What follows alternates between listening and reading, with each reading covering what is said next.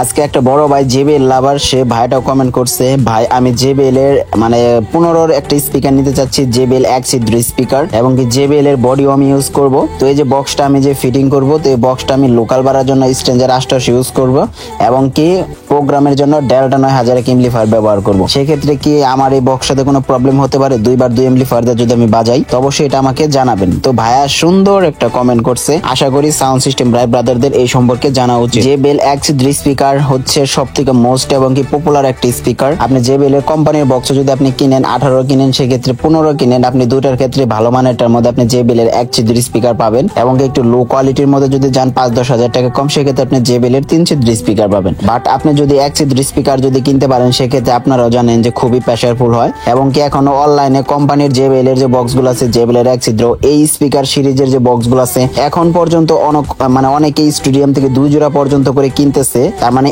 Speaker নিয়ে বা আপনাদের জেবিএল যে বক্সটা আছে, তো এটা নিয়ে আপনাদের কোনো প্যারা নেওয়ার কারণ নাই বড় ভাই।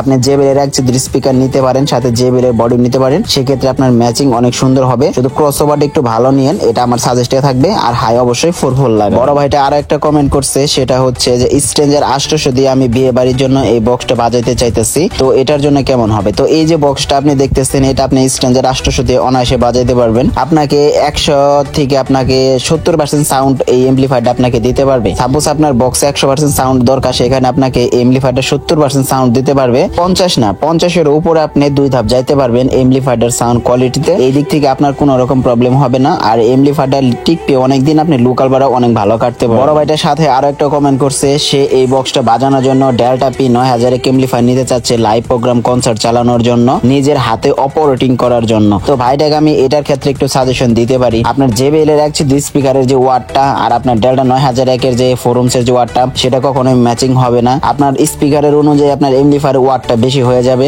আপনার 15 এই লেভেলের যে স্পিকার গুলো আছে, সাপোজ আপনি এই স্পিকার গুলো যদি আপনি বাজাতে চান, অবশ্যই আপনাকে ফোরুমসে 1200 থেকে 1400 ওয়াট দেয়, এরকম কোন টাইপের এমপ্লিফায়ার আপনাকে নিতে হবে।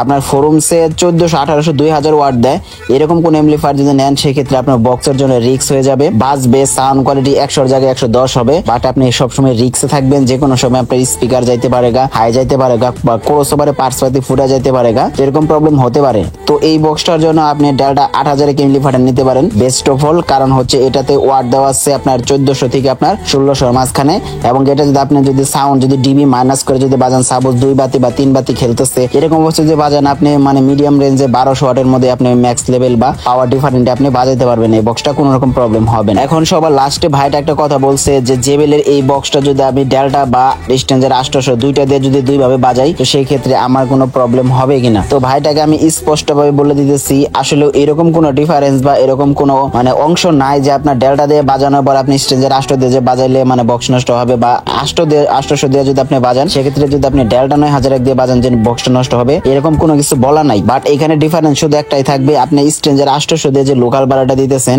ওই সময় আপনার বক্সের একটু রিস্ক থাকতে পারে, বা হাই কাটা যেতে পারে, স্পিকার কাটতে পারে ভুলবশত কারণে, বক্সের তার অ্যাডজাস্ট হয়ে বা সরাসরি কারেন্ট যাওয়ার কারণে, এরকম পর্যায়ে আপনার স্ট্রেঞ্জার 88 দিয়ে বক্সটা ক্ষতিগ্রস্ত হতে পারে। বাট আপনি যখন ডেল্টা দিয়ে যখন চালাবেন, নিজের হাতে অপারেটিং করবেন, সেক্ষেত্রে সাউন্ডও ভালো হবে, এবং কি ওই জিনিসটা মানে যে টিকবেও অনেকদিন আর কি। আর দুইটার ক্ষেত্রে যদি আপনি ডিফারেন্স করে বলেন যে সাউন্ড কোয়ালিটি কোনো রকম ডিফারেন্স হবে, এটা কোনো রকম হবে না। আপনি 88 দিয়ে যখন বাজাবেন, তখন ওটার সাউন্ড পাবেন, ডেল্টা দিয়ে যখন বাজাবেন, তখন ওটার সাউন্ড পাবেন। এখানে আপনার বক্সের কোনো রকম প্রবলেম হবে না, আপনি অনায়াসে ভাড়া কাটতে পারেন। তো আজকের কমেন্টটা খুবই সিম্পল হলেও আজকের কমেন্টে অনেক কিছু বোঝার আছে। যারা সাউন্ড সিস্টেম ব্যবসায় নতুন আছেন, তাদের এই মানে আজকের এই ভিডিওটা খুবই ইম্পর্টেন্ট আমি মনে করি। প্রয়োজন আপনারা আরো একবার কথাগুলো শুনুন, অনেকটাই উপকৃত হবে। আমরা একটা সময় নতুন ছিলাম, এগুলো নিয়ে বুঝতাম না, অনেকটাই হয়রানির শিকার হয়েছি। আলহামদুলিল্লাহ এখন কিছু হলো বুঝতেছি, আপনাদেরকে বলতেছি। আলহামদুলিল্লাহ আপনারা মানে যে জিনিসটা ভালোভাবে বুঝেন, আপনারা অনেক দূরে এগিয়ে যেতে পারবেন। তো আজকের ভিডিওটা এই পর্যন্ত এসেছিল। তো আপনারা যারা সাউন্ড সিস্টেম ব্যবসায় নতুন আছেন, তারা অবশ্যই কমেন্ট করতে পারেন। সাউন্ড সিস্টেম সম্পর্কে আমি সকল ভিডিও আপলোড করে থাকি।